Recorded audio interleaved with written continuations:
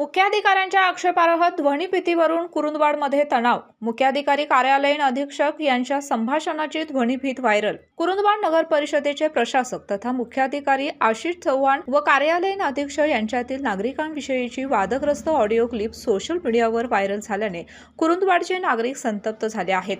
दरम्यान कुरुंदवाडच्या संतप्त नागरिकांनी नगर परिषदेसमोर एकत्रित येऊन मुख्याधिकारी आशिष चव्हाण यांच्या विरोधात जोरदार घोषणाबाजी केली. चव्हाण यांचा तीव्र शब्दात निषेध व्यक्त करीत नगरपालिकेसमोर ठिय्या मांडला होता.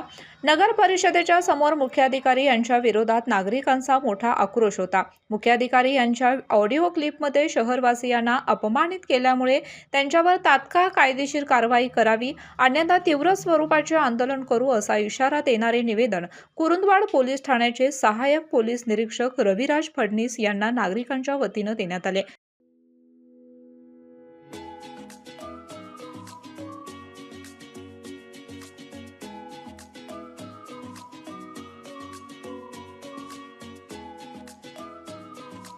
तात्काळ कारवाई न झाल्यास तीव्र स्वरूपाचे आंदोलन करण्यात येईल असेही या निवेदनात म्हटले आहे.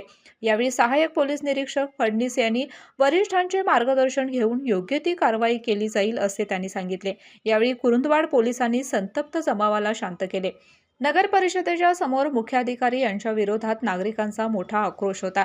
त्यांची तात्काळ बदली व त्यांच्यावर कायदेशीर कारवाई न झाल्यास होणाऱ्या परिणामाला शासन जबाबदार राहील अशी भूमिका येथील नागरिकांनी घेतली आहे.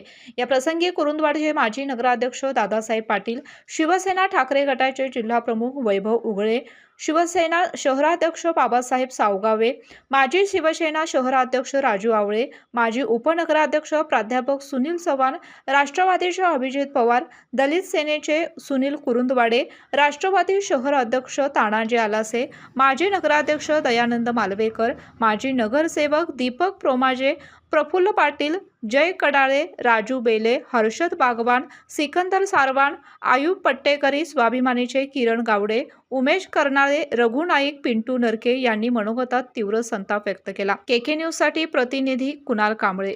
अशाच नवनवीन अपडेट पाहण्यासाठी आमच्या केके न्यूज चॅनेलला सबस्क्राईब करा.